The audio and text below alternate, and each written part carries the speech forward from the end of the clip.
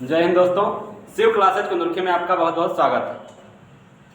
तो इस वीडियो में जैसा कि हम इसके पिछले वाले वीडियो में टेंस पे बात कर रहे थे, जिसमें प्रेजेंट के चारों भाग हो चुके थे। Present indefinite, present continuous, present perfect और present perfect continuous tense. Past tense में past indefinite tense, past continuous tense, past perfect tense हो चुका था। पास्ट परफेक्ट टेंस का अफर्मेटिव और नेगेटिव सेंटेंस हम लोग देख चुके थे। तो इस वीडियो में हम देखने वाले हैं पास्ट परफेक्ट टेंस का इंट्रोगेटिव सेंटेंस। तो देखने से पहले, जैसा कि हर वीडियो में बताया जाता है, कुछ मोटिवेशनल लाइन कहते हैं कि काम से मिली पहचान। काम से मिली पहचान बहुत देर तक नहीं रहती, लेकिन पहचान से मिली मतलब पहचान से मिला हुआ काम बहुत देर तक नहीं रहता, लेकिन काम से मिली हुई पहचान बहुत देर तक रहती है। तो इसी के साथ आइए शुरू करते हैं हम लोग पास्ट परफेक्ट टेंस का इंट्रोगेटिव सेंटेंस, प्रश्नवाचक वाक्य। कहते हैं कि दुनिया में पिता से ज्यादा कोई अपना नहीं होता, क्योंकि दुनिया में पिता ही एक ऐसा इंसान है जो चाहता है कि मेरी संतान मुझसे भी ज्यादा सफल हो। तो इसी के साथ शुरू करते हैं हम लोग past perfect tense. Past perfect tense भूतपूर्ण काल, जैसा कि पिछले वीडियो में हम लोग देख चुके थे। पास्ट टेंस में पास्ट परफेक्ट टेंस का अफर्मेटिव सेंटेंस हो चुका था, और अफर्मेटिव सेंटेंस में हम लोग ये सीख चुके थे कि एक वचन करता हो चाहे बहुवचन करता हो, सबके साथ हम लगाते थे हेड और वर्ब की थर्ड फॉर्म। तो इस वीडियो में हम देखेंगे कि क्या क्या नियम है। तो आइए देखते हैं। ये है इंट्रोगेटिव सेंटेंस। इंट्रोगेटिव सेंटेंस प्रश्नवाचक वाक्य, ऐसा वाक्य जिससे प्रश्न पूछा जाए। तो अब प्रश्नवाचक वाक्य दो प्रकार के होते हैं। तो आइए हम देखते हैं कि कौन कौन से प्रश्नवाचक दो प्रकार के होते हैं। प्रश्नवाचक वाक्य दो प्रकार से कैसे होते हैं, तो इसी को समझने का प्रयास करते हैं कि प्रश्नवाचक वाक्य दो प्रकार से होते हैं। पहला होता है क्या से शुरू होने वाले वाक्य, तो और दूसरा होता है ऐसा वाक्य जिसमें कोई प्रश्नवाचक शब्द वाक्य के बीच में आए। तो हम लोग देखते हैं क्या से शुरू होने वाले वाक्य। तो बताया गया था एक वचन कर्ता और बहुवचन कर्ता। ये पिछले वीडियो में बताया जा चुका होगा आपको कि एक वचन कर्ता कौन कौन होते हैं। एक वचन कर्ता होता है ही, सी, इट या किसी का नाम। ही, सी, इट या किसी का नाम, ये सारा का सारा होता है एक वचन कर्ता, सिंगुलर नंबर सब्जेक्ट। और बहुवचन कर्ता होता है आई, वी, यू, दे।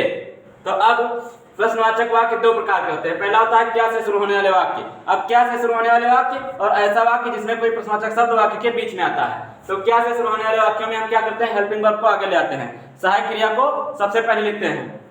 जैसे क्या राम बाजार जा चुका था, तो यहाँ सहायक क्रिया हैड। इस टेंस में सिंगुलर नंबर सब्जेक्ट और प्लूरल नंबर सब्जेक्ट सभी कर्ताओं के साथ हैड को आगे लिखा जाता है। तो हैड, राम, गॉन। अब जैसा कि पिछले वीडियो में बताया जा चुका है कि वर्ब की थर्ड फॉर्म लगेगी। वर्ब की टोटल 4 फॉर्म बताए गए हैं, first form, second form, third form और आईएनजी फॉर्म। फर्स्ट फॉर्म में जैसे गो का सेकंड फॉर्म होता है वेंट, और इसी का थर्ड फॉर्म होता है गॉन। तो इसी को यहाँ यूज किया गया। और आईएनजी फॉर्म होता है गोइंग, फर्स्ट फॉर्म में ही आईएनजी लगा देते हैं हम लोग। तो गो, वेंट, गॉन और गोइंग। तो यहाँ पे थर्ड फॉर्म लगाई गई है गॉन। तो had Ram gone to market, क्या राम बाजार जा चुका था। ऐसे क्या सीता मंदिर में पूजा कर चुकी थी, तो had Sita worshipped in the temple. इसमें भी क्या से वाक्य शुरू हुआ है, इसलिए सहायक क्रिया हैड को सबसे पहले ले आए और वर्शिप का थर्ड फॉर्म वर्शिप्ड। तो had Sita worshipped in the temple, क्या सीता मंदिर में पूजा कर चुकी थी। तो अब देखते हैं हम लोग इसका दूसरा पार्ट, जो कि है वाक्य के बीच में जब कोई प्रश्नवाचक शब्द आए। जैसे देखते हैं हम लोग दूसरा, कि जब कोई प्रश्नवाचक शब्द वाक्य के बीच में आए।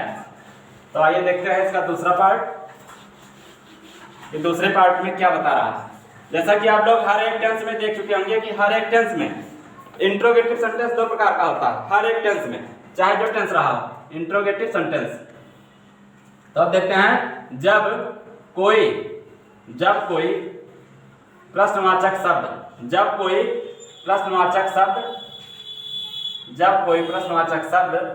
वाक्य के बीच में आए। जब कोई प्रश्नवाचक शब्द वाक्य के बीच में आए, तो बीच में आए।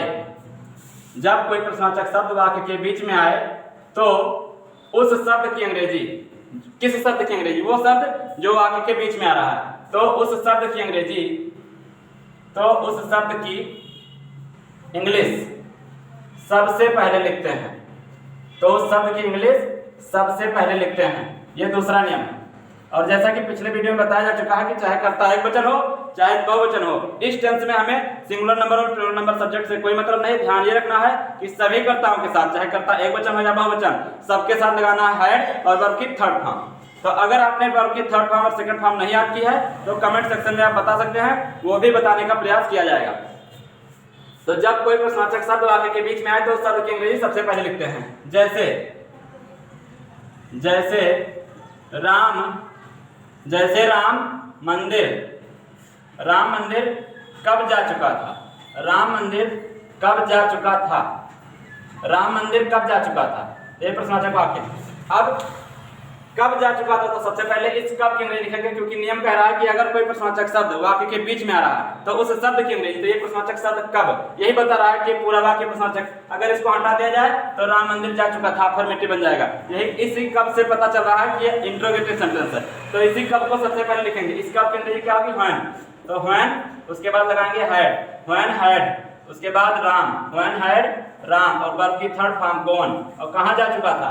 To temple, when had Ram gone to temple, मतलब राम मंदिर कब जा चुका था। ऐसे सीता फूल कब तोड़ चुकी थी?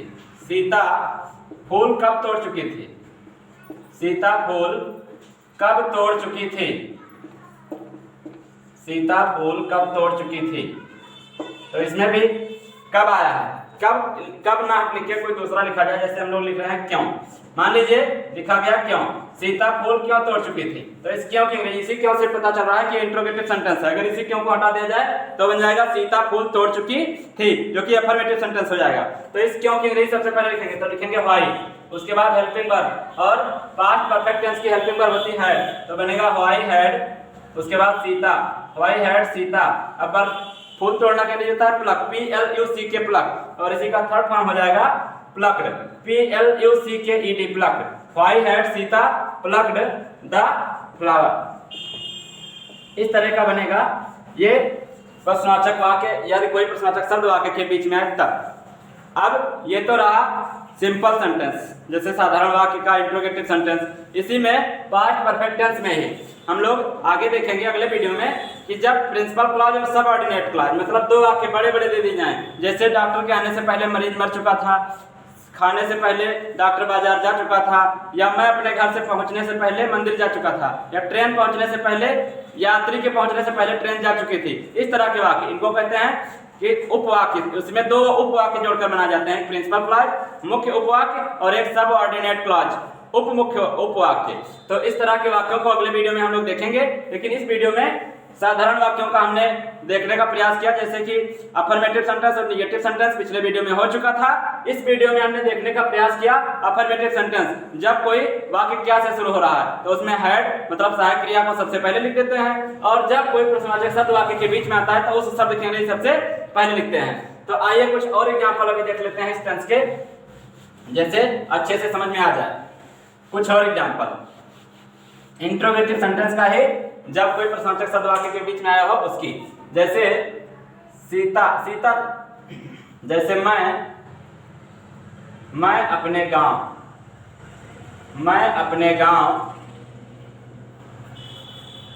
क्यों जा चुका था। मैं अपने गांव क्यों जा चुका था। और पिछले वीडियो में ये बताया जा चुका है कि अपने के लिए क्या लगाते हैं। आई के साथ अपने के लिए माई, बी के साथ अपने के लिए आवर, दे के साथ अपने के लिए दियर, ही के साथ अपने के लिए हिज, सी के साथ अपने के लिए हर। तो ऐसे यहाँ अपने आया है। तो मैं अपने गांव क्यों जा चुका था, सबसे पहले लिखेंगे हम क्यों के लिए व्हाई, तो व्हाई, और उसके बाद helping verb had, why had आई। अब इसमें चाहे सब्जेक्ट सिंगुलर हो चाहे प्लूरल हो, इससे हमें कोई मतलब नहीं है। तो हम देखते हैं व्हाई हैड आई, उसके बाद व्हाई हैड आई, उसके बाद जानेंगे जी gone, why had I gone to. अब यहाँ आई के साथ अपने के लिए क्या लगाएंगे my, why had I gone to my village, गांव, why had I gone to my village, मैं अपने गांव क्यों जा चुका था। ऐसे लड़कियां गीत कब गा चुकी थी, मान लीजिए ऐसा सेंटेंस आया है लड़कियां गीत कब जा चुकी। इसमें अगर कहीं आपको कोई दिक्कत आ रही है तो कमेंट सेक्शन में कृपया पूछ लें, बताने का पूरा प्रयास किया जाएगा। और अगर आपने इस चैनल को अभी तक सब्सक्राइब नहीं किया है तो कृपया सब्सक्राइब, लाइक और शेयर जरूर करें। तो लड़कियां अपने घर कब जा चुकी थी, लड़कियां अपने घर कब जा चुकी थी। लड़कियां अपने घर कब जा चुकी थीं। तो अब इस कब के लिए सबसे पहले लिखेंगे व्हेन, उसके बाद लिखा जाएगा हैड, क्योंकि इसमें सभी कर्ताओं के साथ लगाया जाता है हैड। तो when had girls, when had girls. अब gone, go went gone, when had girls gone to. अब यहाँ अपने के लिए क्या लगेगा, क्योंकि लड़कियां बहुवचन में हैं, यहाँ गर्ल्स प्लूरल नंबर सब्जेक्ट है, बहुत लड़कियों की बात हो रहा है, तो इसलिए अपने के लिए यहाँ लगाएंगे दियर, गर्ल्स टू दियर हाउस, ऐसे ही बनेगा। और ध्यान रखें कि इंट्रोगेटिव सेंटेंस जब भी आप बना रहे हो तो ध्यान रखें कि अगर पीछे इंट्रोगेशन मार्क प्रश्नवाचक चिन्ह अगर लगाना आप भूल गए तो पूरा बना बनाया वाक्य गलत हो जाएगा, तो इसलिए ध्यान रखें प्रश्नवाचक चिन्ह जरूर लगाएं। आशा करता हूं कि ये वीडियो आपको पसंद आई होगी, समझ में आया होगा। अगर कोई भी दिक्कत आपको लग रही है इस टेंस में, इस टेंस से संबंधित अगर कोई भी समस्या है तो कृपया कमेंट सेक्शन में कमेंट करके जरूर पूछ लें। और इस टेंस को पढ़ने के लिए आपको वर्ब की first form, second form, third form तीनों याद होने चाहिए, तभी आप ट्रांसलेट कर पाएंगे। तो इसी के साथ